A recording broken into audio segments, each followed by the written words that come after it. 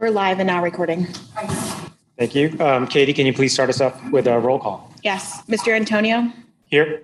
Mr. Badger, Here. Mr. Bleefeld, I'm here. Ms. Kiavachi, Here. Mr. Frank, Here. Mrs. Heyman, Ms. Kariunikis. Here. Dr. Morris.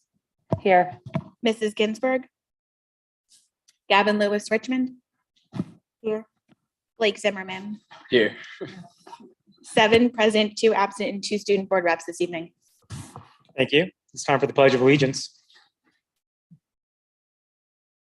I pledge allegiance to the flag of the United States of America, to the republic for which it stands, one nation, under God, indivisible, liberty and justice for all. All right. Good evening and welcome to the November 7th, 2022 public meeting of the Wissahickon School District's Board of Directors. I'll be presiding over tonight's meeting in place of Amy, who was unable to be here. Tonight, the board will receive updates and vote on items reviewed at our work session on November 1st. Item 2 on our agenda is a list of board meetings over the past month. Item 3 is a list of upcoming board meetings through early December. And for presentations, we have one this evening on the middle school schedule. And Jim, should I hand it to you? Thank you. It's a pleasure to welcome back to this forum Ms. Beth Bauer, who's the principal of Wissahickon Middle School. Now, this presentation tonight is the culmination of a substantial amount of work done at the middle school over, I don't know how many months now, to take a look at how its schedule, and Ms. Bauer will go into the details, can be tweaked to maximize the time available and also to implement some things that we feel are very important in terms of the curriculum and the teaching and learning. So, Ms. Bauer, the podium's yours. Thank you, everybody, and thank you for the opportunity to present tonight. So we want to start with the why. So why is it that we wanted to change the middle school schedule? And as Dr. Crisfield said, this has been a process. Most recently, probably at the last 16 to 18 months, we've had a committee that has been focusing on the changes to the middle school schedule. And the reasons really, first of all, we wanted to increase our mathematics instructional time. At the elementary level in grades 4 and 5, students have 75 minutes of mathematics. They come to 6th grade, they have 60 minutes of mathematics. And then in 7th and 8th, they currently have 43 minutes of mathematics. And we know that that's just not enough time, especially for our 7th and 8th grade students. We also want an opportunity to provide daily support for all students. Currently, we have an academic period for grades 7 and 8 every day, but our 6th graders only have 2 out of a 6-day cycle when they have opportunities for academic. And that's really times for remediation, times to meet with teachers, get additional support. So we'd like to be able to have a schedule where all students grades 6 through 8 have this daily time. We also wanted to have one common bell schedule. At the middle school, we currently have 2 bell schedules. So our former middle school students can attest to it's a little bit confusing for kids because we have a 6th grade bell schedule and then we have a 7th and 8th grade bell schedule. So our 6th graders may be in classes in the afternoon for 60 minutes, and then midway through their class periods, the bells will ring for 7th and 8th grade to change classes. So we'd like to be able to have one bell schedule for the building. We also wanted to come up with a better approach for our world language program changes. So as you know, starting next year, we will be having world language every other day over the course of 2 years. So we'll have a full year of instruction over the 2 years. And our exploratory program in grade 6 will look a little bit different. We will have opportunities for students to have all 4 languages, 6 sessions each. So a total of 24 sessions in 6th grade, which we believe will be enough for them to make an informed decision for 7th and 8th. So in doing so, we have some additional time that we're able to use more efficiently. And finally, we wanted to be able to departmentalize 6th grade. So currently our 6th grade teachers teach 2 content area subjects. Every 6th grade teacher teaches language arts, and then they either teach math, science, or social studies. We really wanted an opportunity for our 6th grade teachers to become content level experts like their 7th and 8th grade teachers are, and really be able to focus on one content area. So this is the why behind our schedule, or schedule change, I should say. So the process and timeline. In spring of 2021, We did get input from staff, students, and families, which helped us establish the goals and the target for the new schedule. And then as part of that process, the committee began to look at neighboring school district schedules. In the fall of 21, schedule options were proposed, and we utilized a rating system, and we looked at sort of the best schedules that could fit our priorities as a building. In winter of 2022, based on the options that we had considered, we got additional parent input, additional family input to help prioritize some of our scheduling components. And we also got input from our student council at the time regarding improvement points that they thought we needed in our schedule. In spring of 2022, the scheduling committee utilized the parent input and the committee goals, and they came up with 3 possible schedules. And then the staff as a whole voted on those 3 schedules, selecting the one schedule to move forward. Summer of 2022, the committee continued to meet and talked about what needed to be done to be able to implement the schedule. And then currently for the fall, we're gathering additional student and family input and then presenting the updates to the community. So our scheduling committee they're still working, comprised of all different content areas, all different grade levels, support staff, professional staff. So we have a really wide range of people that are participating in the committee. So what will be the targeted improvement points? Well, first of all, math and science instructional time will be increased. Just like in math for grades 7th and 8th, where we have 43 minutes, we also have 43 minutes for science. With the new schedule, we will have 57 minutes for both math and science. Also, social studies instructional time is increased. We're moving from 43 minutes in social studies to 57 minutes daily. And then again, the world language program is updated. So due to the changes in world language, we have additional instructional minutes that we're able to add to the other content, core content areas. The Common Bell schedule, which I talked a little bit about, all 3 grade levels will operate on the same schedule. This will allow us to be able to have daily intervention and enrichment time for students, similar to the PI time that's used at the elementary level. And we'll also be able to do cross-grade level scheduling for special programs. So currently, our reading specialists, when they meet with a group of students, they have to meet with students at the same grade level because of having 2 different Bell schedules. By having one Bell schedule, they'll be able to form instructional groups that'll better meet the needs of students, because we may have students that instructionally are at a similar reading level, but they could be across 2 or 3 different grade levels. So it'll really open up more opportunities for our specialists and other people to see cross-grade level groups. And then also our 6th grade teachers becoming departmentalized.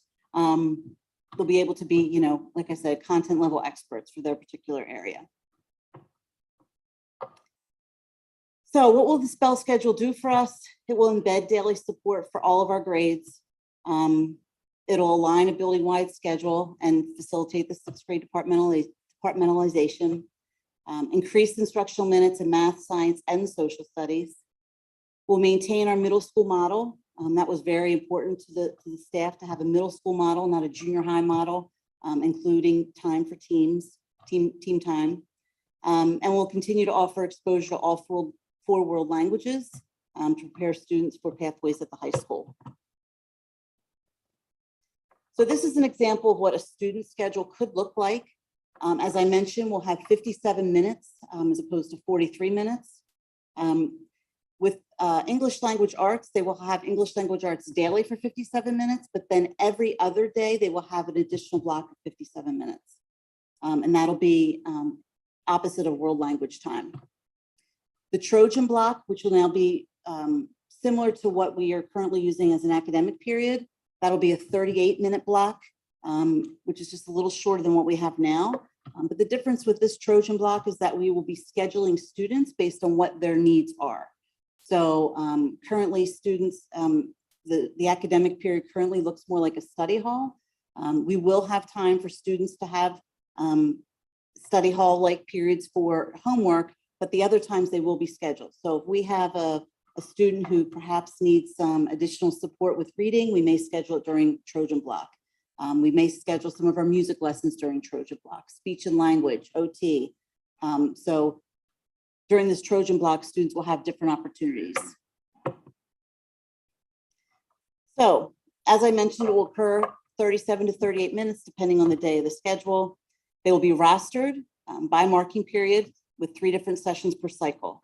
So possibly a day 1 and 4, they'll go to, reading support a day 2 and 5. They may attend a music program in day 3 and 6, may be more of a traditional academic period where they can get support from teachers. The daily supports would include math support, reading support, gifted, English language development, special education, music programs and student interest groups will meet. And then students will have access to teachers for remediation as well as enrichment and extension during this time. So again, for our world language program, students will explore all 4 languages, French, Spanish, German, and Japanese throughout the school year. And they will have 6 sessions of each of those. And then in grades 7 and 8, students will participate in level 1, similar to the high school, but they will have it every other day over 2 consecutive years. We felt it was really important. The World Language Department felt it was really important as well that we had world language over 7th and 8th grade, as opposed to doing a 1-year program in 1 year every day. We opted to do it every other day so that we could have a continuation from 6th, 7th, and 8th grade. So this will align with a level 1 course taught at the high school, and it'll prepare students for level 2 or honors, level 2 honors at the high school when they finish. So what are our next steps? We're going to continue to seek input from staff, family, and students, explore ways to minimize disruptions to learning. And what we mean by that is specifically at the end of the day, when we have students maybe leaving for sporting events or things like that, we're looking at possibilities of alternate schedules for them. So this year, currently, what we've done is we've flipped periods 1 and 2 with 10 and 11 so that our students aren't always missing the same 2 periods at the end of the day. We may consider something similar. We're also looking into waterfall schedules so that, again, students aren't missing the same content area. We're finalizing staffing assignments. We did get input from all of our core teachers, all of our team teachers, regarding grade levels they'd like to teach, content areas they're certified to teach, and as well as colleagues they'd like to work with. So we finalized staffing assignments. Actually, teachers were just made aware of those about 2 weeks ago. So they now know their teams for the upcoming school year. We're providing professional development for staff. Tomorrow, part of our time is focusing on the schedule, where teachers will be looking at sample schedules for their particular department and coming up with some ideas of what they need for implementation. So what kind of support they need for the rest of this year in terms of professional development. And then we want to continue to work on developing different student enrichment intervention offerings, which would take place during our Trojan block. So at this time, I will take any questions that anybody may have. Any questions regarding the middle school schedule? I have some. Sure. Thanks for being here, Mrs. Bauer. It sounds like there's going to be a decrease in time in the 6th grade exploratory level, but you're saying that and correct me if I'm wrong, but you're saying that between 7th and 8th grade, that is equivalent to what they're getting now, which is just 1 year in 7th or 8th grade every day? No, it's actually a decrease. This year, currently, students in 7th grade have world language every day, and they have it every day in 8th grade. So they're taking 2 years worth of time for a 1-year course. So what we're going to be doing next year is we're going to have a 1-year course that's going to take place over 1 year's worth of time. We're just spreading it out over 2 years, so every other day.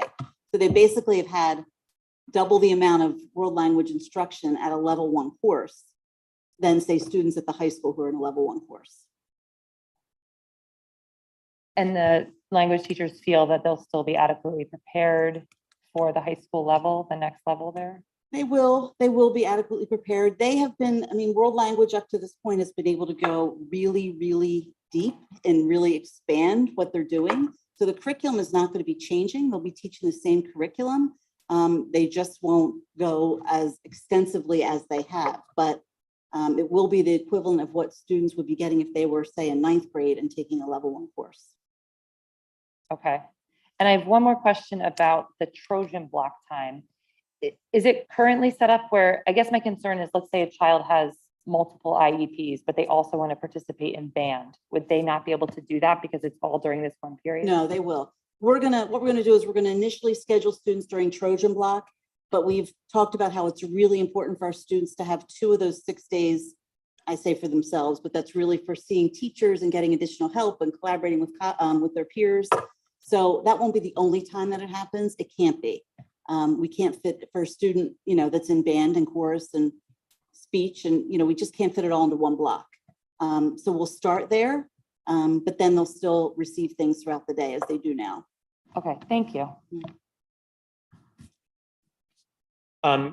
Mrs. Bauer, first off, I wanted to thank you for starting off the presentation with why change the schedule at all. Oftentimes, we spend a lot of time focusing on what we're going to do or what we're going to change. And sometimes it's harder to discern like why we're going through the change and the hassle in the first place. So I appreciate you kicking us off with that. I appreciate the changes and the spirit of what you're trying to do in the middle school schedule. I'm also happy that we've adjusted how we're handling the first year of world language in the middle school. I always found it odd when my own kids went through the middle school and after 2 years of a particular language, when they went to high school, they were only at level 2 for their world language. And it puzzled me. I was like, what happened? I thought we took 2 years of it already. I didn't fully understand how we in essence, sort of double the amount of time for level 1 of world language. So this sort of addresses that and makes, to me, sounds more efficient. My question is, given the discussion on the possibility of later school start times, how did that factor in, or does that factor in at all to the changes that you're proposing for the middle school schedule?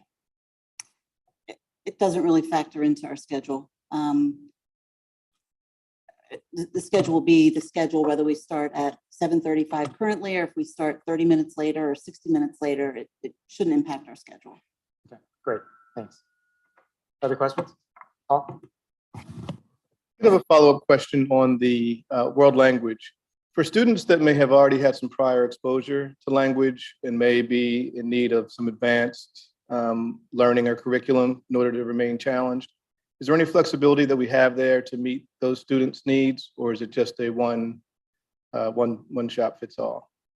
So our teachers, including our world language teachers, have gotten very good at differentiated instruction. And we currently do have students. We have students that may be native Spanish speaking students who are taking Spanish. And our teachers have done a really great job of being able to differentiate for them. So they will still be in maybe a level 1 Spanish class, but they'll provide extension opportunities for them. So it looks different for them than it would for a peer. Thank you. Other comments, questions for Mrs. Bauer? I do have a question for our student board reps. Since you actually lived the old middle school schedule not that long ago, what are your thoughts and perspectives on the proposed changes that we heard about? Yeah, so in 6th grade, math isn't my favorite subject, but I always feel like I never had enough time to learn in math because it took me a longer time to grasp what was going on. So I think a lot of the 6th graders who maybe, I don't know, needed extra time in certain classes will definitely appreciate the longer periods. I really like the changes with the Trojan blocks and the study on academic period going throughout the 7th and 8th grade as well. I did orchestra when I was in throughout the middle school, and I had to sacrifice some time in classes. And I guess the kids in those situations wouldn't have to do that. So I think that's a much better opportunity. And would you guys find it much more useful as 6th graders to be on the same bell schedule as the rest of the school? Yeah, definitely. I can imagine how intimidating that would be to have a different bell schedule than the rest of the school. And 6th graders already trying to transition into such a different environment. That would definitely be better for them. I think it's just confusing when there's multiple bells, especially when you think oh, class is over, we get to leave, but then the rest of the school is walking in the hallway and you still have to stay. So I think it makes a lot of sense to have the same bell schedule for all. Thanks, Great. middle school alum. Thanks for that on the ground perspective, guys. And Mrs. Bauer, thank you again for the update on the middle school schedule. Sounds good. Looking forward to hearing about the implementation of the changes next year. Great, thank you. Thank you. All right, and with that, we are moving on to our first public comment period. So for the first public comment period, we'll hear comments on agenda items only. And just for clarification, agenda items are topics that are listed on tonight's agenda. Comments on other school-related topics not on the agenda should be held until the second public comment period, which is later in the evening. So we're going to alternate with in-person speakers and with speakers on Zoom. Speakers will have up to 3 minutes to speak.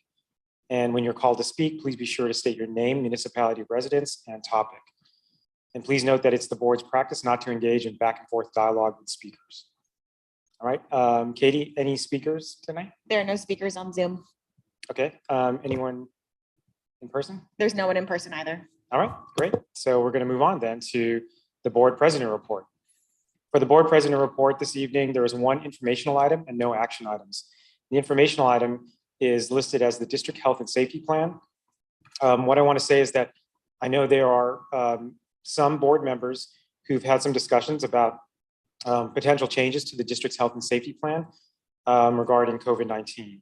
And I think the gist of it, or the primary thrust of it, is to make COVID-19 mandatory reportable illness or infectious disease that we send notifications home to all families, I guess, at least in the minimum in the classroom or in the whole school, or whatever is appropriate. And then possibly other COVID-19 precautions as well, and updating that in our health and safety plan. Our health and safety plan as adopted is directly tied to the CDC and the Montgomery County Office of Public Health, which we are following. But these proposed COVID-19 precautions or mitigations are above and beyond what the CDC and the Montgomery County Office of Public Health currently recommend. So really what this is just to put it out for discussion, because I know we've had some offline individual conversations about this, and I wanted to put it out there for discussion with the full board here to see if there's enough interest in us formally writing up a potential action item for us to review and adopt or vote on at our next cycle of meetings. Any comments regarding our possible change to the district health and safety plan? Yeah, so Joe, this is something that is really important to me. And I think to members of our community who suffer from disabilities, whether seen or unseen, and really important for families to have information to be able to make decisions about how they're keeping their family safe.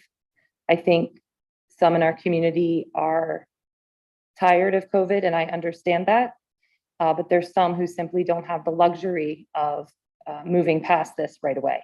And so I think we owe it to those families in our community who have to send their kids to school. We can skip restaurants, we can skip the movies, we can skip other indoor events, but we can't skip school. And I think it's just really important to give that information to families so that they can make informed decisions for their own family about maybe masking, or maybe skipping the birthday party, or skipping play dates, or just getting a feel for what their risk is, their acute risk in the community. And as we look at safety in our district, we just hired a safety coordinator, and that is important, but a much more statistically significant risk to anyone in this room and my own children is the risk of COVID and long COVID. 5 to 10% of children still have symptoms of COVID. If you look at that, 5%, 75% of children have been infected in the United States, 5 to 10% still suffer from long COVID. That's 187 students in this district potentially, or more. That's the bottom number, that are still suffering fatigue, fever, cough, shortness of breath, neurological symptoms, sleep damage or sleep issues, nerve damage, concentration issues, depression. So as we look at the data that's coming out with COVID and how it affects people long-term, especially after multiple infections, I don't think we'd be on the wrong side of history to just go a little bit above and beyond the bare minimum of nothing to moving COVID to the list of reportable diseases where you need to report at the district, and then you need to follow the protocol as with other infectious diseases where you must quarantine for a certain period of time, which is the CDC recommended 5 days. And then we ask that you also mask 5 days coming back to school. And that is simply just to protect others in our community. I think it's like the very least we could do for each other. And so that's why I'm asking personally for this, but again, for other members of our community who are fighting with health issues. Thank you. Rosetta, you have your hand up? Yeah, so I just want to say that I've experienced this myself. And COVID is not just a respiratory disease, it's actually a vascular disease. And as a result of my autoimmune status, I now have cardiac issues. And so I think that it's really important that people who have family members with underlying conditions really need to know about COVID and what's going on with COVID. I have been in and out of hospital since September 10th. Fortunately, right now, I thought I was looking at cardiac surgery, but my report tonight was that that will not have to happen, but it's still a slow, long recovery. So I think that to just let people know that COVID is still around, it's going to be around for a long time. There's lots of respiratory diseases as well out there, but I think the impact that COVID can have on people who have underlying conditions is really worth letting people know what's going on. Thank you. Thank you. Other comments? Gavin? Yeah, just speaking from like the school environment standpoint, like I really do think it's important to let people know about like what COVID's doing right now, especially with people who are immunocompromised. Because like a lot of people are being are absent right now because they're either getting sick, either because of COVID or just regular sickness. But like you can't have a community when a lot of people are gone. And I feel like if we don't at least supply the information about COVID, then we're gonna have people absent and just like, it's not gonna be a WIS community. It's just gonna alienate a whole like group of people just because they're immunocompromised. So yeah. Right. Gavin, I appreciate that point. We're not just doing, this wouldn't just be for disabled people either, or immunocompromised people. It's important that we keep people in school. And so if people have information, like I said, maybe they would wear a mask, or maybe they would think, oh, I just saw that someone in my class that I sit near tested positive, or someone in my class tested positive for COVID. Obviously, they wouldn't know who. Maybe I should test myself. I'm having a little cold symptom. And then they find out they're sick, they stay home from school, and then they prevent many other kids from getting it. And that's kind of the domino effect that I would love for this to have. So Stephanie? my comment is, I see this a bit pragmatically, like if we're reporting on pink eye, we absolutely should be reporting on COVID. So like to me, if it's reported to us and we're informed, we have to do our due diligence and inform out. I understand that we might not get that information, and that's another thing, but if we have that information, I think it's absolutely our duty to inform that out. I think if we're doing it for everything else, COVID should be there too. So that's my philosophy, at least for this. Yeah, Blake? I'm curious if someone say they report or they get pink eye, for example, what's like the process or the status on the communication back to like say the people in like the fellow students in the class that they may have been surrounded with? Like what's the status on the communication from the school? Yeah, that's a good one. The Office of Public Health has a list of reportable infectious diseases. So to follow up with the pink eye example, you would share that out with the class if it's elementary, a little more complicated at the secondary level. Then there's a list of other diseases, of course, that you can imagine would have to be reported to the whole school, probably whole school community in some of them. There's a little bit of a spectrum of the reporting requirements, but there's definitely a list, and a district could add COVID to that list and report out the same way, school and class, if it's elementary. So to follow up on Blake's question, what if we could implement something like this, what would you envision, or how do you think we could go about a notification system? Do you have an idea for that based on a model that we currently use for some disease? Well, a couple thoughts there. I would be concerned about this information being incomplete unless we're going to require people to report to us. I think there's a big threshold question we want to get at. Are we going to require people to report, or are we just going to take voluntary reports? We could in either case do the same thing we used to do, just send home the email notices at the end of the day to school. We could do it to whole, it's just an email blast. Hey, today we had 3 cases and 1 was at Blue Bell and 2 were at the middle school, something like that. The information though, if we're going to need a much broader conversation if we're going to require people to report to us COVID.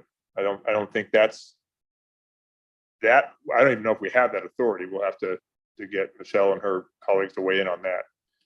But the reporting mechanism is easy enough. We just do the same way we used to. I mean, are we required to report flu? No. Are we required? Chickenpox. Yeah, are we required to report chickenpox? Yeah. There's a list of those that pink eye, chickenpox, whooping cough, serious things that are very, very infectious, not flu. But part of the problem here is I think there's going to be some, if we can recommend quarantining and masking, if the board's will is to require that, that's going to get into some disincentive to report. And I don't know that we want to do that. So I understand what you're saying, but in like our current health and safety letter, it does say, a child suffering from the following communicable diseases shall be excluded from school for the following periods. And then it has the disease and then the exclusion time. Mm-hmm. Why can't we implement under the same authority the quarantine for COVID? We'd have to, if this is going to expand from voluntary reporting and recommended quarantine masking to required, we're going to have to take a look at whether a district is allowed to do that now with something that's not on the pre-existing list of contagious diseases. I mean, COVID is very contagious. We heard tonight, and we know it's very serious, and it remains so. We may or may not have the legal authority to require any of this. We can certainly communicate it out when something's voluntarily shared with us, and we can explore, if the board's will is to explore it, whether or not we can require. I mean, my thought is like, there's going to always be people who break the rules, right? There's always going to be people who speed, but we still set the speed limits because that's what we need to do. Like as a district, I think we need to do the right thing. And if there's people who just say, well, I'm not doing it, then that's between them and whatever moral authority they serve, right? But like for me, it would make sense that we're setting the expectation and the requirement that like, you need to report this to keep others in your community safe. I'm sorry if it's a slight inconvenience, but like that's how to survive in a community, essentially. Yeah, but you were gonna. I feel like right now, a lot of us are at a state of like ignorance is bliss, but like it's not for a lot of people. Like I feel like I haven't really heard about COVID anymore. And I mean, a lot of people think that it's like not here anymore. And it obviously is for a lot of people, like long COVID, like you were saying. So like, I really do think even like information about it would like keep it in people's minds and like make them more aware to like wear a mask if they're coughing, because a lot of people like aren't right now. And I feel like just like out of the courtesy of like, protecting your other fellow peers, you should be wearing a mask if you feel like you're sick. So I feel like if people were more aware of the fact that COVID is still present, then there would be more consciousness around like the entire community. Yeah, Blake. I also want to ask, is there a way, as you said, it gets more complicated to communicate that someone, say in the class, it like has one of these diseases or is sick in any way? Is there a way that we could like implement, say, a scheduling software that's like, this person was in this class with your kid, like less broad? I know I've heard from my parents that it's like there were 3 people in it's broad. It's like there were 3 people in the high school, say, that have gotten COVID in like the last week. Like I've heard those messages. Or is that already a thing that like there is a kid in your class like at this time? Yeah. That's a great point, Blake. And the answer is we're going to run into problems with people being able to triangulate exactly who it is who has COVID, and that's private. So we may or may not be able to require. I don't know. We can certainly encourage. I know that. What I'm positive we can't do is share out private medical data, or information, which would be that. That's why it's a little simpler in the elementary. Even if you say, okay, somebody in this and such class, well, that could be 24. That could be triangulated because maybe only one kid's out. But that's how those other contagious diseases are required to be reported. So we fall back on that. Marshall? Yeah, if I may, I'm hearing sort of an abstract that there are board members who are interested in taking some action in this regard. I think what I'd like to see, instead of just talking about this in a general sense, is I'd like to know exactly what is being proposed. Number one, maybe that should be in writing to figure out what it is being that they'd like to see. And two, then discuss that with legal to find out what we are allowed to do or not. Because it's one thing to have a conversation and to say we always want to protect everybody, we always want to do the right thing, but we also have to figure out what is it that we're looking to do and can we do this? Because the last thing you want to do is say we've got this wonderful idea and the moment you implement it, you're opening up to a legal challenge that you may not win, or you're going to spend a lot of time and money defending. So whatever it is that I think the board would like to see, I'd like to see that codified somehow, either in a list or some other way to know exactly what we're talking about, and then get a sense of whether that's viable before we have a broader discussion as to whether we should even look at this, consider it, and vote on it. I think that makes sense, Marshall, and that's one of the things I'm hoping to get is some specifics as to what the board's will is, so that we can take it to legal. I think that's a really good point. I don't know what questions to ask legal right now. That's part of the problem, I think.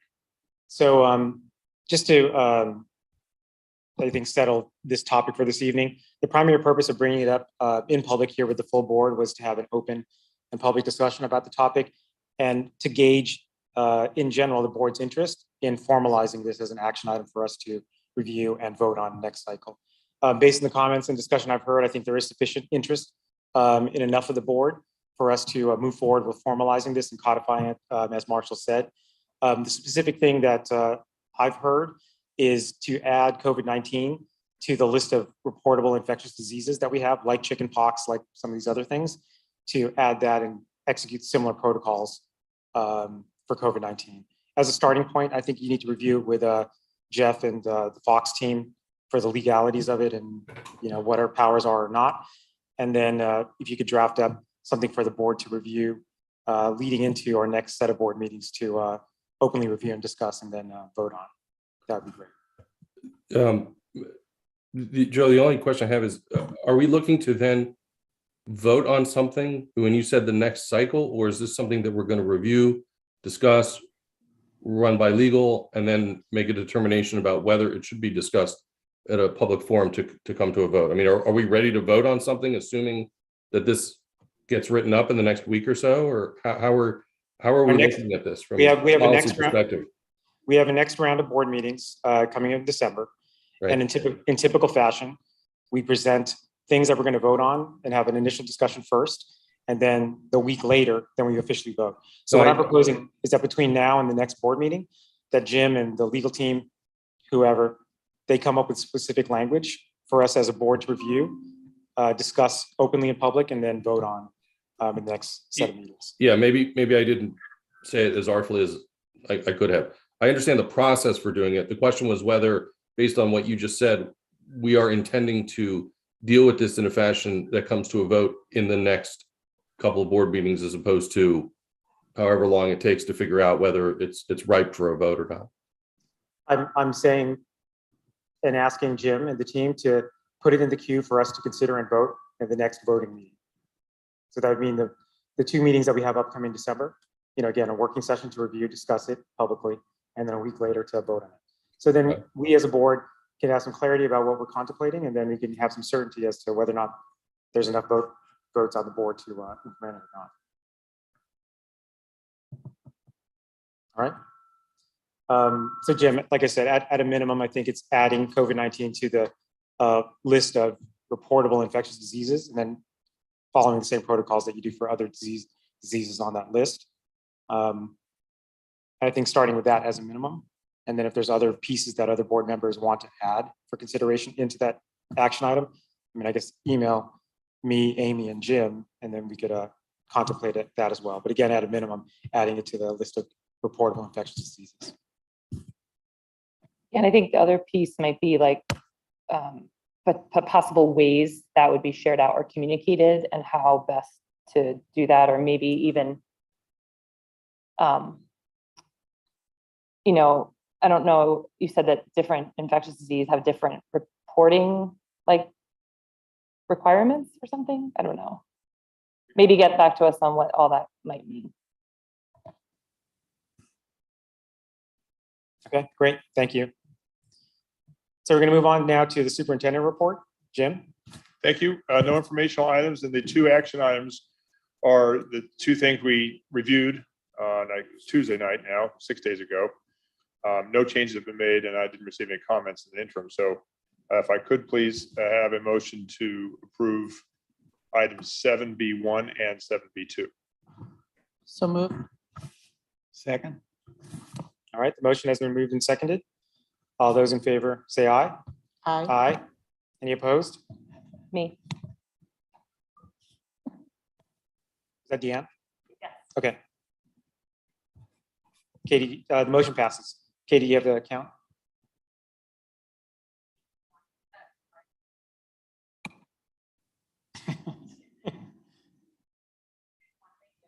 Thank you.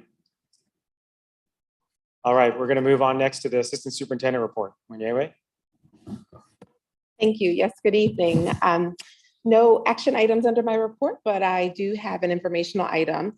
And before I share that, I just wanted to give a shout out to our robotics team. I heard that this past weekend they had a very successful Ramp Riot, their 22nd annual Ramp Riot. So shout out to Team 341, Miss Daisy.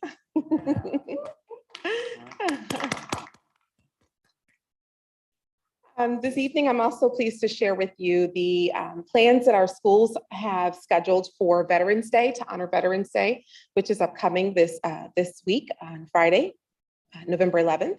And so our schools have prepared various activities to honor our veterans. Starting with Bluebell, they'll have a breakfast with student council and the veterans, and then they'll have a school-wide assembly with veterans. Each grade level will share a musical performance during this assembly. Lower Gwinnett is scheduling a car ride on Thursday, November 10th. They'll give carnation flowers and gift bags to the veterans, and the gift bags will include thank you notes and poems from our Lower Gwinnett students. The Home and School Association helps to prepare these gift bags, which is wonderful. Those veterans will then be invited to go up to the high school campus at the Veterans Memorial, where our Lower Gwinnett chorus will perform for the veterans. And in the display case at the front of Lower Gwinnett, there's a display case, there's a display of the Lower Gwinnett veterans that's available for students, staff, and families to view throughout from now through the Thanksgiving break.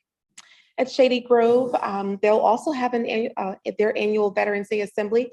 This year, they're actually going to be recognizing about 50 veterans, which is amazing. Each grade level there will also prepare a song performance for this school-wide assembly. At Stony Creek, the Home and School Association will host a breakfast for veterans. They'll have a school-wide assembly as veterans process through the cafeteria and gym area. The Stony Creek Chorus will also sing the national anthem during this assembly, and veterans will visit classrooms throughout the school day to engage with students. As a side note, I've been in the elementary schools and I've had the pleasure of watching the students prepare their songs and poems, and it will be a delightful experience, no doubt. At the middle school, they will have their 5th annual Veterans Day breakfast beginning at 8:30. The event will be open to all veterans in the Wissahickon community.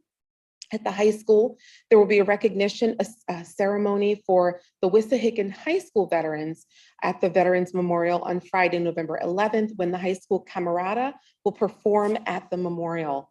The National Honor Society students will decorate the classroom doors for veteran teachers who work at the high school.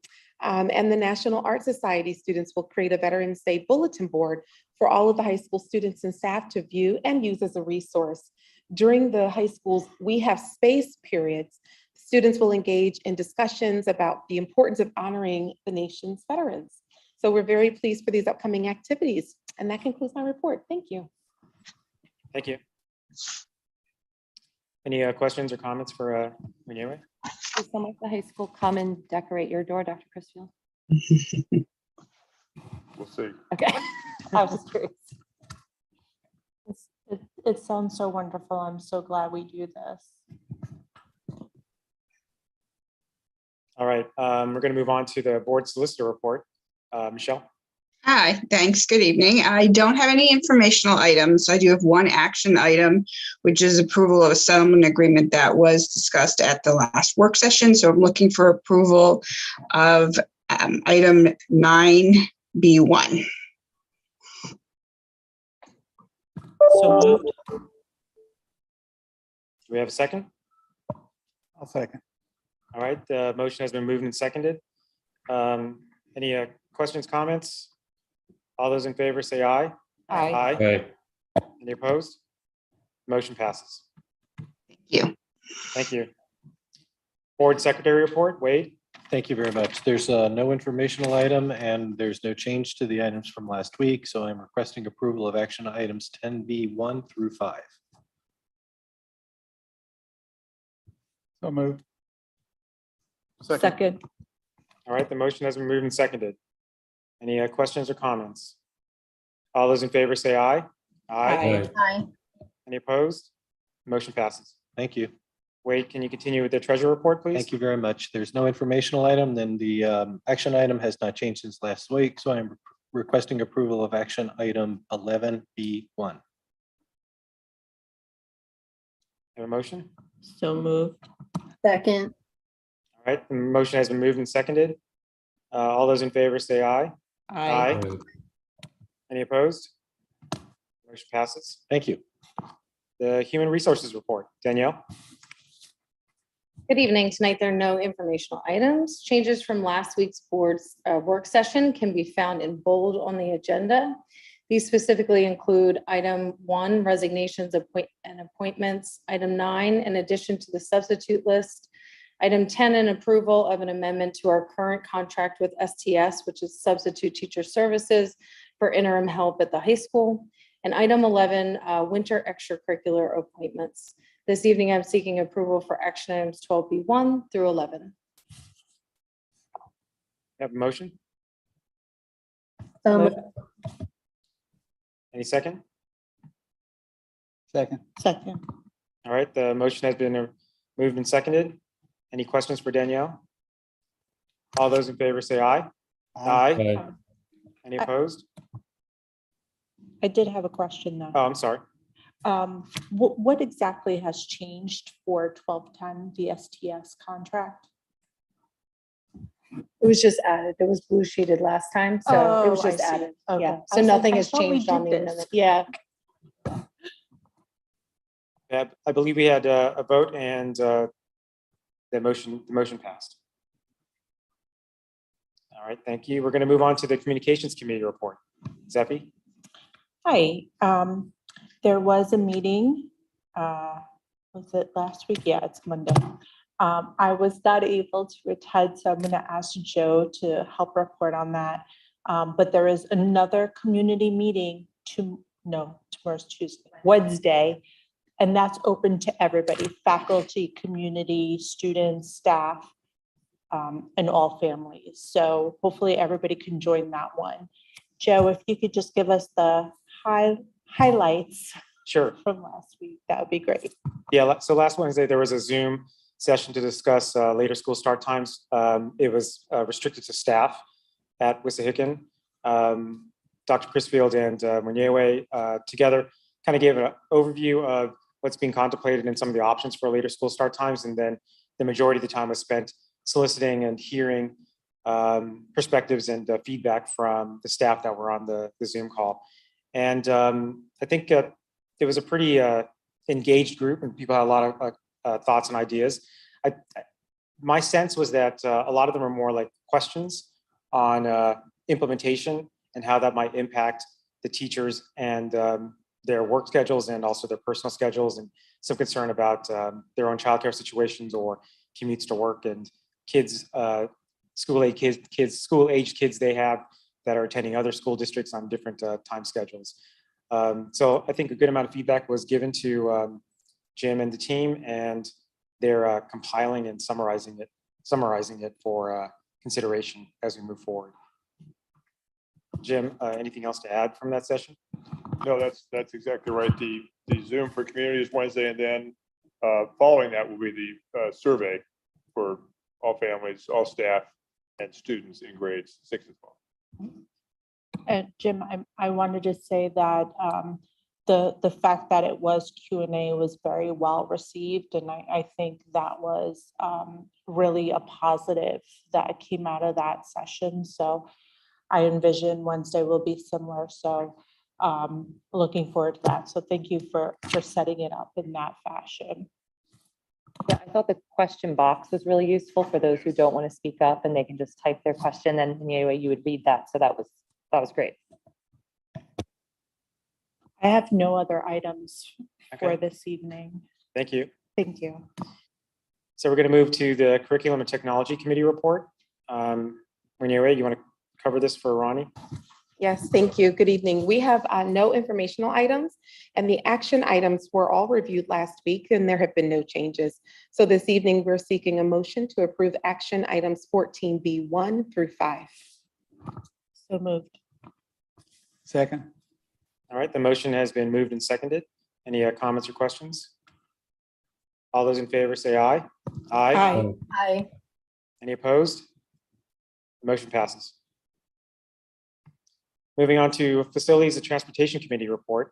There are no informational items this evening, and we are going to be voting on items reviewed last week. I'm going to split the votes. First, to have a vote for 15B1 and then B2 and B3 separately. So, and B1 is the approval of a contract with Bus Patrol.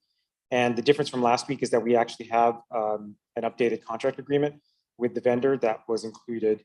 It wasn't fully prepared, I guess, or finalized last week when we discussed it. So that's the main change there. So first off, I'm going to be seeking a motion for approval of action item 15B1. Joe, can I ask a question really quickly? Sure. Just to reiterate, is there any upfront cost to us to enter into this agreement with Bus Patrol for the cameras? No. What would you see, Wade or Joe or whoever knows more about this than I do, as a potential downside to this? I think it's possible that we tick off certain members of the community that receive a citation. I think it's possible that if it's really, really successful, the company isn't happy with the amount of citations that are written in subsequent years. Because I think their formula for breaking even on that is based on that. I think it's possible that the cameras don't work the way we want them to work. Do we have a sense about how our bus drivers feel about the cameras? I think this was discussed a while ago, but I don't know if that was discussed recently. So I haven't asked bus drivers how they feel about it, and I don't know that there's going to be much of an impact to them. I think it's going to be sort of behind the scenes to them. And we had talked about trying to get a lesser than 5-year agreement with the company. Was that successful or no? So I asked them and their answer was no, that they need the 5 years in order to make the financial investment worthwhile, which is again, positive that we don't have to invest any money, negative from the standpoint that we need to have this agreement the way it's currently written for 5 years.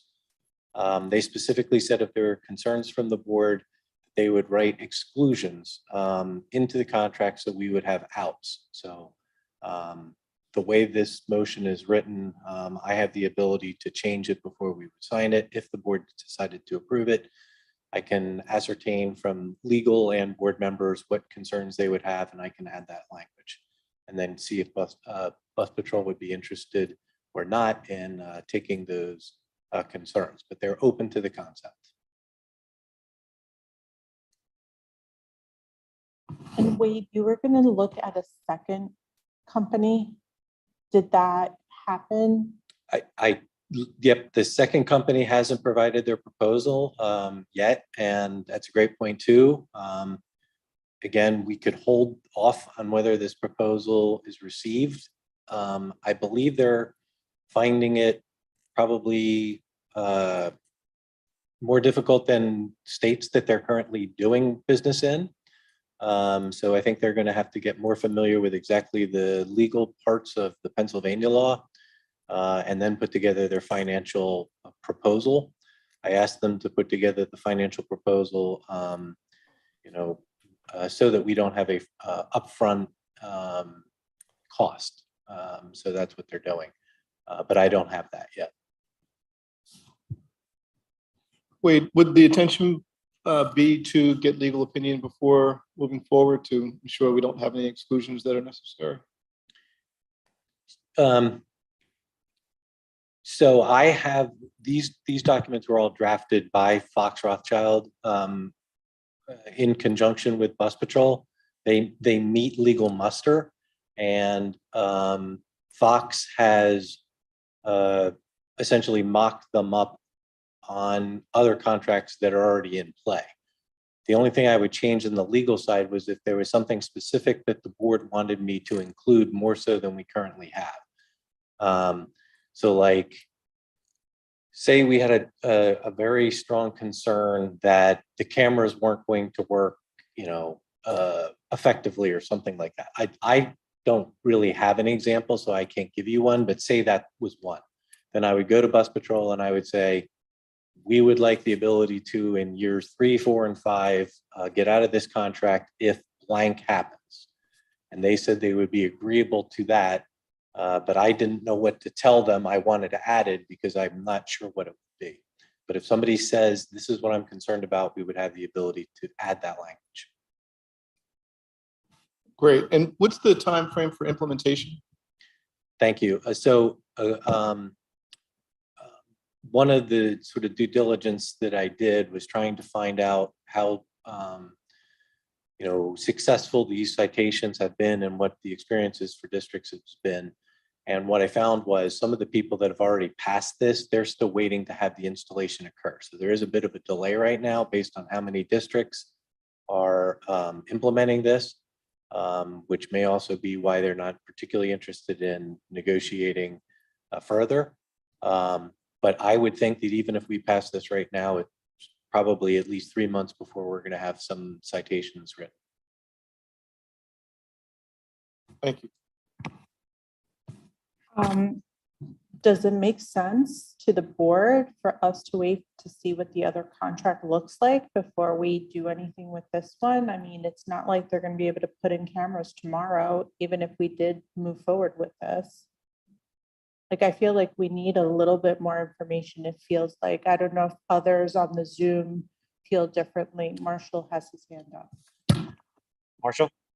Yeah, Wade, have you had discussions with any of the other districts who've either implemented it or looked at it, who've decided that they didn't want to use it, or that they didn't ask the same questions we are asking and looking for the same type of loopholes or changes, and they made the decision to go with it anyway or not go with it? I'm just trying to get a sense of, if we make any changes or request any changes, is it really going to make a difference? And what are other districts finding with this particular program? Yeah, so I reviewed the agreements of the districts that I was aware of locally, that I knew the administrators that were involved with, Bus Patrol. So if somebody in Pittsburgh had an agreement, I didn't use that, but I did try to find the ones that were local and compare to what I thought we would have drafted.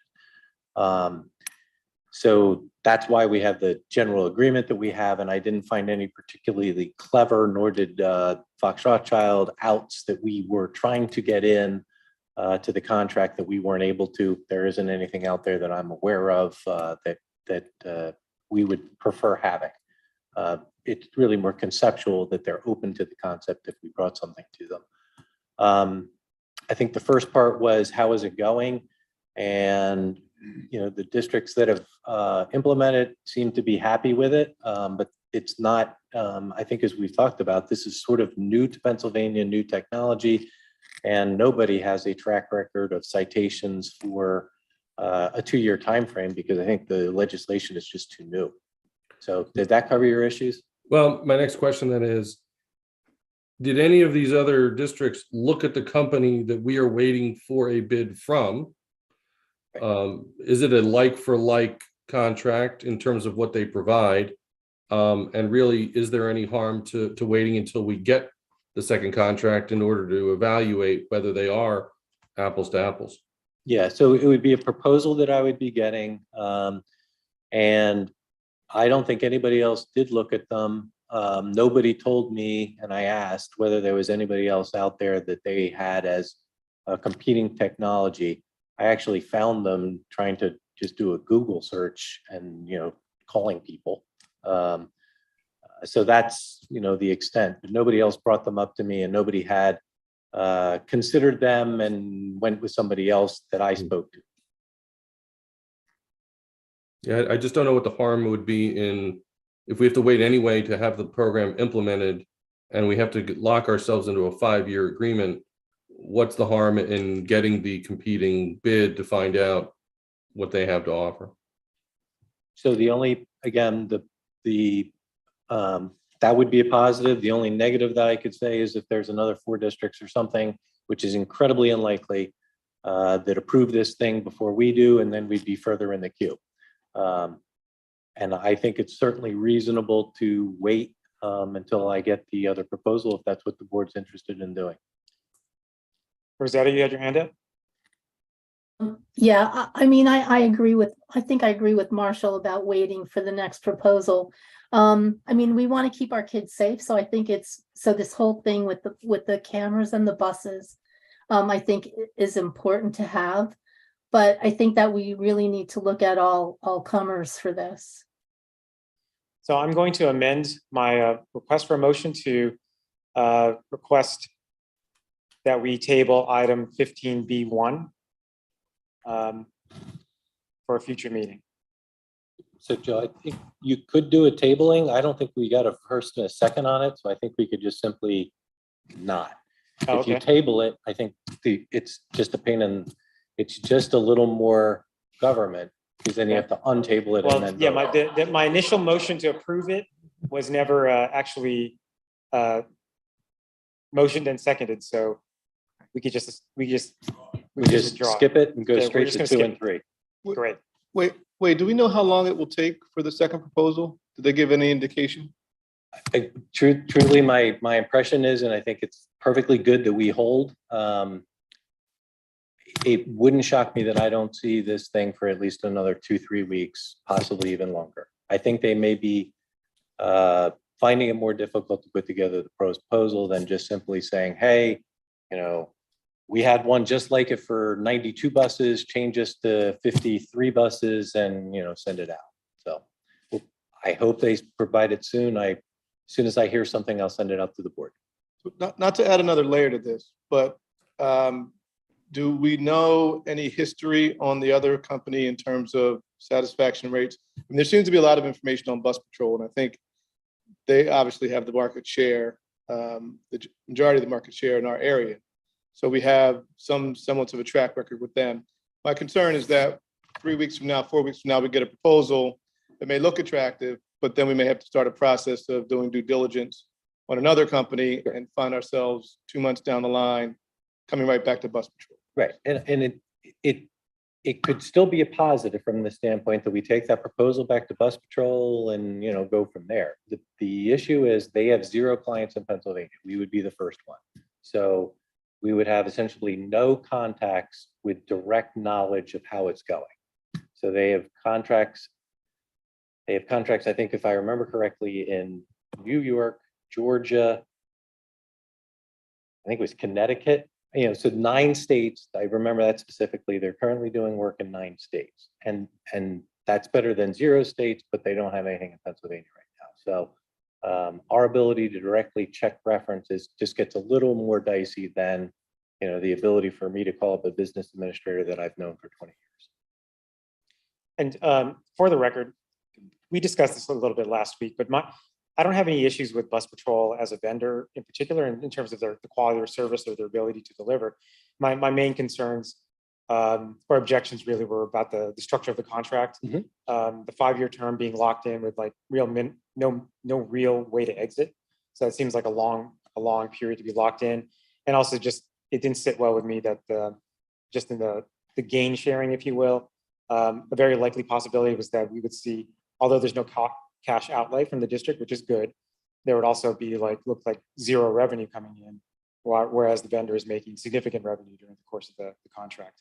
But I'm fine with withdrawing as is, but just wanted to say that it's not, like for me, it's not necessarily about the vendor themselves, it's more about the terms of the arrangement with the vendor. Understood.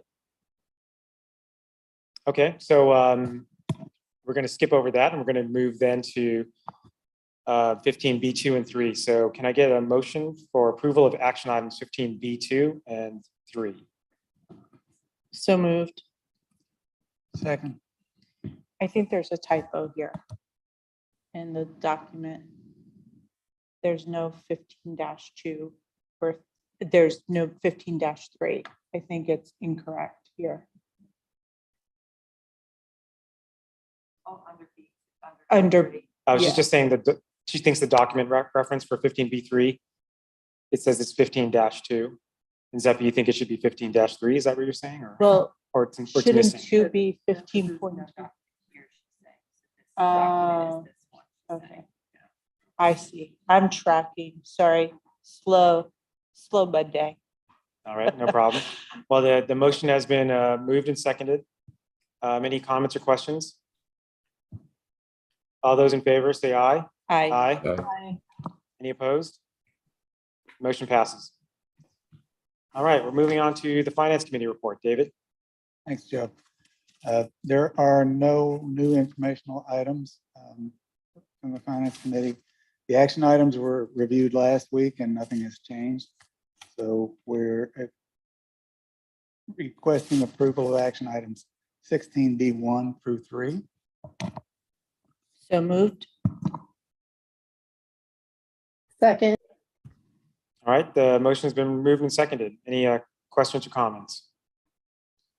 All those in favor say aye. Aye. Any opposed? Motion passes. All right, Policy Committee report. Marshall? Thank you, Joe. There are no informational items this evening. And under the action items, nothing has changed since last week's meeting.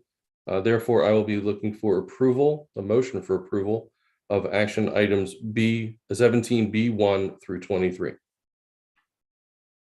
So moved. Second. All right, the motion has been moved and seconded. Any comments or questions? All those in favor say aye. Aye. Any opposed? Motion passes. Next up is the Racial Equity Oversight Committee report. And Paul, in your absence, or actually since you were virtual last week, I gave the update. And to my knowledge, there are no additional informational items or action items this evening. Anything else, Paul? No, thank you, Joe. Only other thing I'll add, the next meeting is November 21st at 7 p.m. Great. All right, now we're moving on to the report of board representatives. Most of these report outs I think were given last week. Any updates from last week on any of these committees?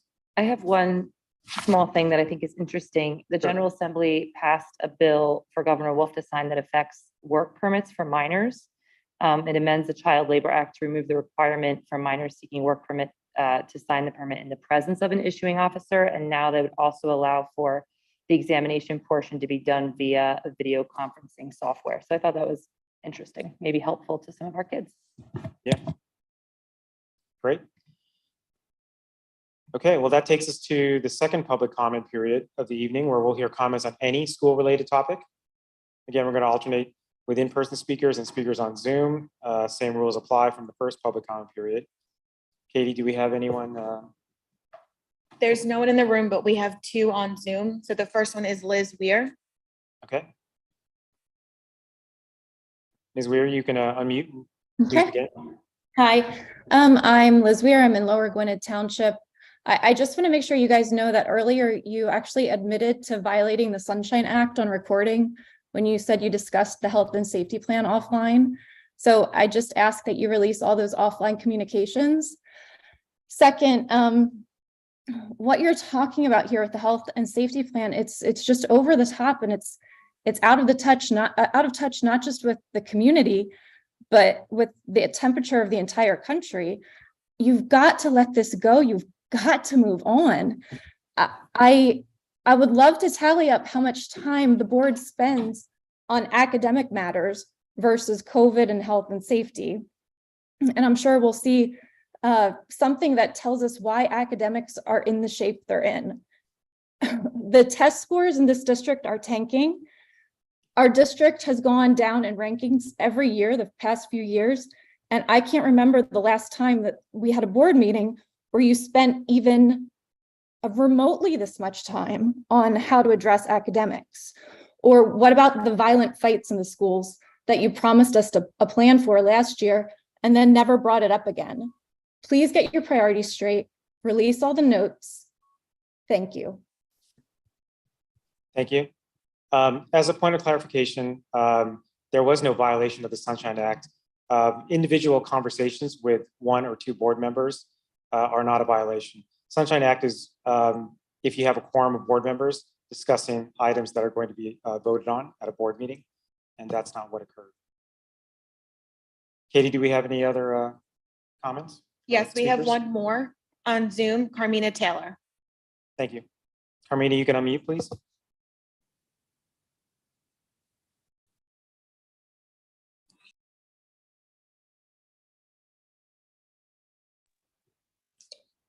Can everybody hear me? Yes. So in follow-up, it's ironic that Liz brought up the fighting. I received a call a couple weeks ago about the fight at the high school. And I have a question that I want answered because I did write to no request from the police department and the district, and I haven't gotten an answer. I mean, one is delayed, but I would like to know if the 10 to 12 Black male students in the high school were referred to the juvenile justice system in Montgomery County. I need to know that because parents were calling me, other people in the community were calling me. And I would just like to point out that kids fight at that stage because they're angry. And they're angry and miserable about something. Some of the other Black students that I have talked to over the years have said that CASA provides a refuge from the everyday life of a student of color or a Black student at Wissahickon. And I think you can't ignore that. I think it's also significant that when there was a call for dean of students at the high school, there were several teachers of color that applied for the position, and one was certified to be a principal, certified in those issues related to why dean of students are created, and none of the teachers of color were chosen. So I hear Liz and all the other groups talk about the violent fighting. To my knowledge, has primarily been attributed to Black students at the high school, but yet you don't have a strong Black presence of leadership at the high school. And this gets overlooked. I have been involved in advocacy since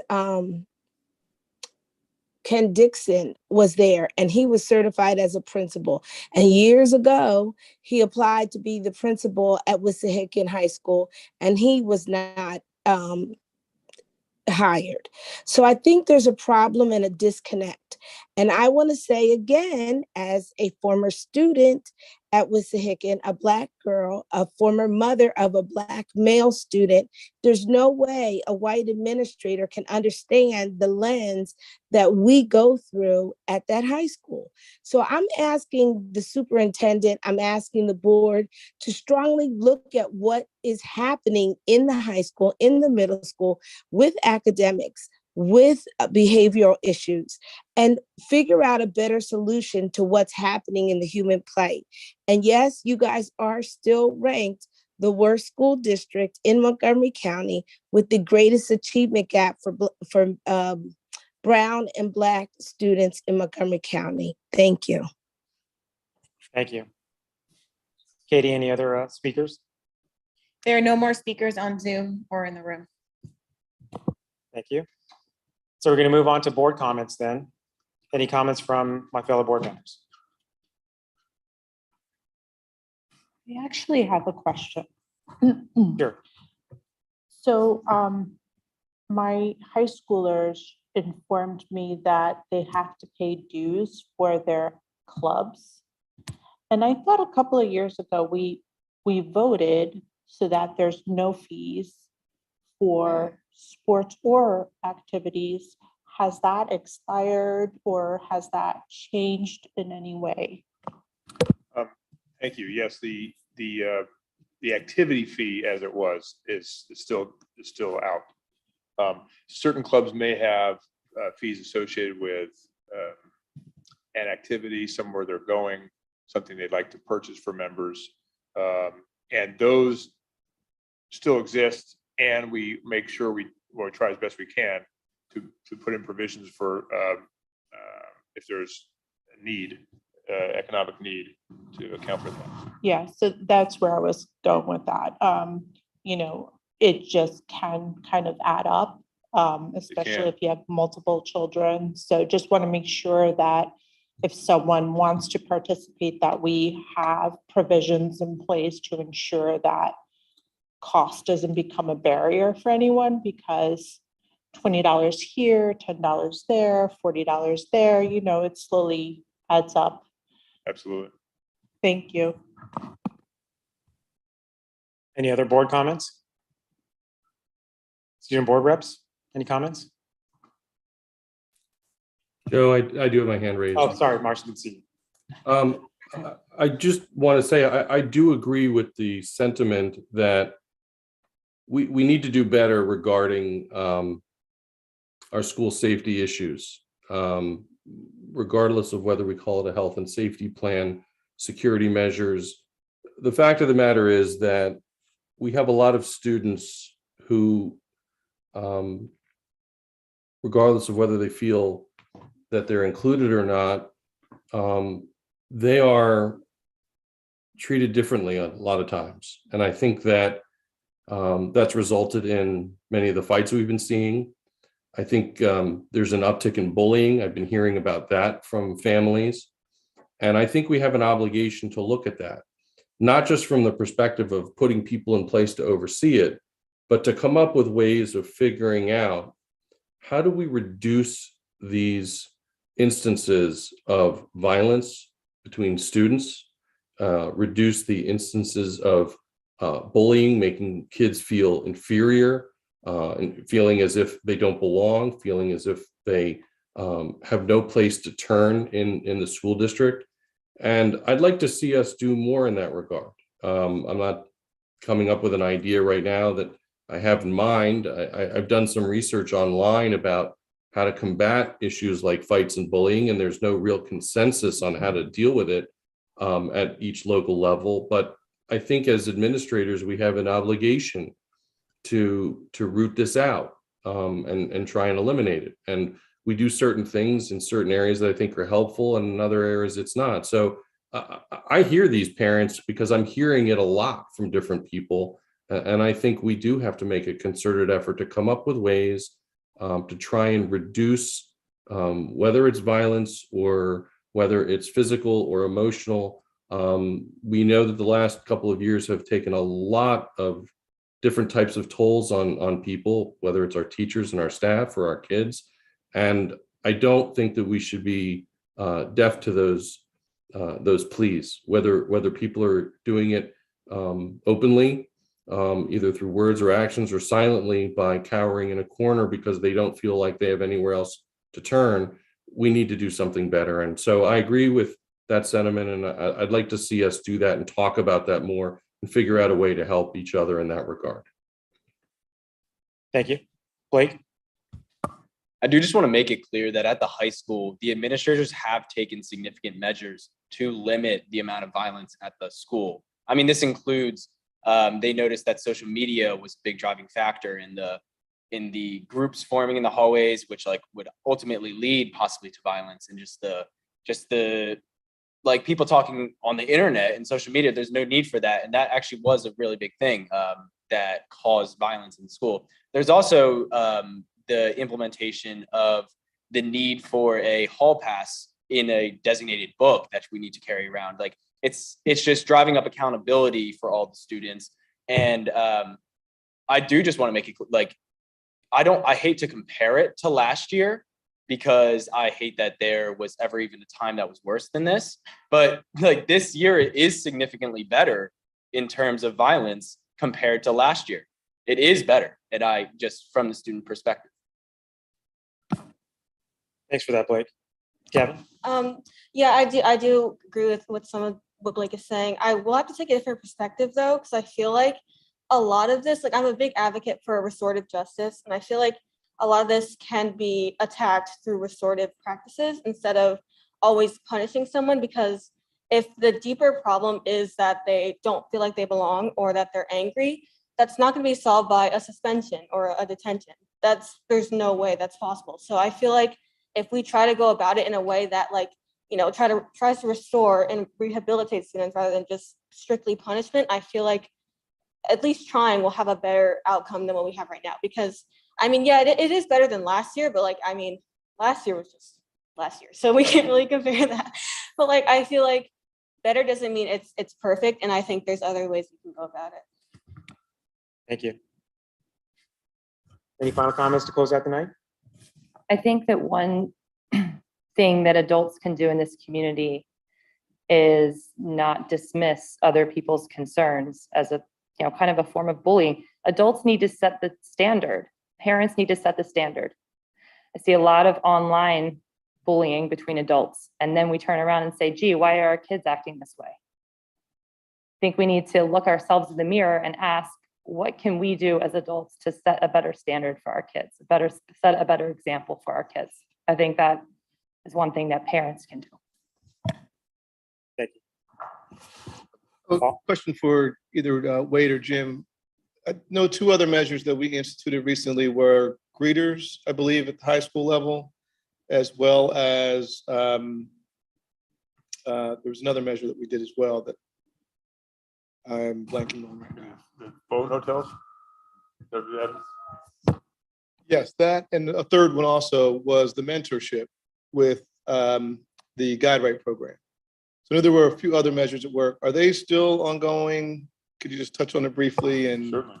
are we monitoring the Yeah, results there? I can share with you that the phone hotels, as they're called, wildly popular with the students. They love having to separate from the phone for a little bit of time. But other than that, they've become used to it, and we do feel like that's a way that has increased authentic interaction and communication between students.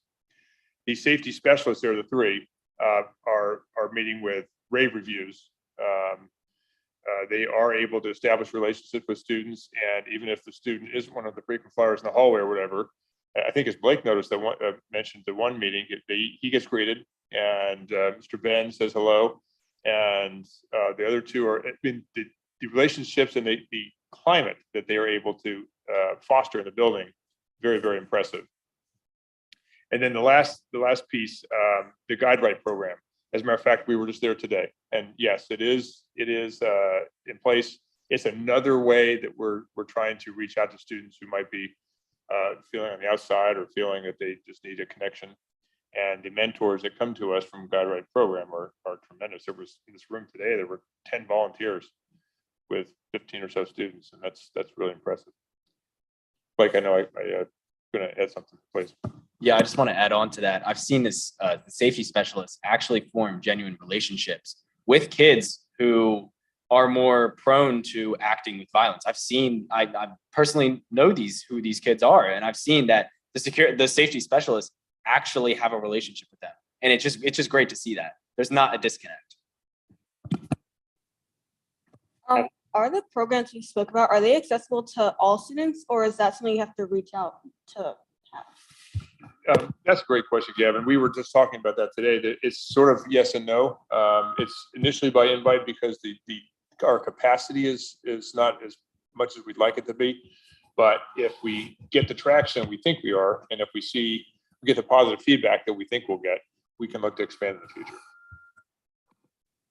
Yeah, because I feel like people, like the people getting into these fights are like, they're usually the same people in general. So I mean, I don't think they're gonna like seek out these programs per se.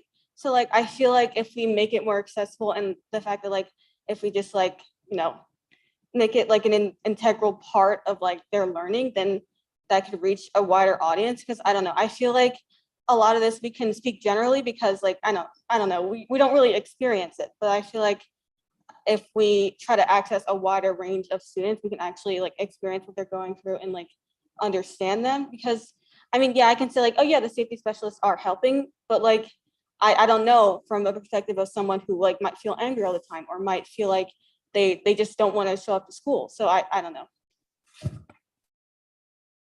Those are really great points, Gavin. We rely a lot on the guidance counselors who get to know the students from a different perspective.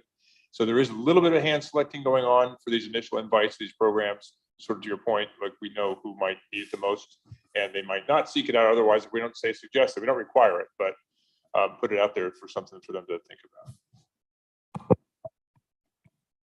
Blake? I also kind of just want to praise the administrators at the high school for attacking the issue behind the scenes of, say, violence. Like on the surface, say it's like disagreements, but behind the scenes, it's more of a mental issue. And so implementation of like, we have space in the morning, kind of addressing the mental health of the kids, of any kid. It doesn't even matter if they're going to be in fights or violence or anything like that. It's just anything harmful or that they want to get off their head. Great. All right, not a great discussion tonight and good things to think about. And with that, can I have a motion to adjourn the meeting? Second. All those in favor say aye. Aye. Meeting adjourned. Thanks, everyone.